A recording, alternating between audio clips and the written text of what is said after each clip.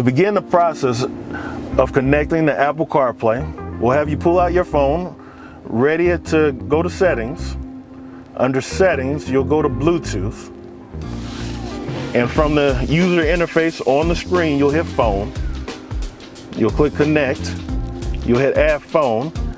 Back to your device, you should see a My GMC pop up. You'll click on that. You'll hit pair. Once you see the codes match on both devices, you'll hit pair. And that's where, from your phone, you'll see all the connections from your contacts to Apple CarPlay. And from there, Apple CarPlay is set up.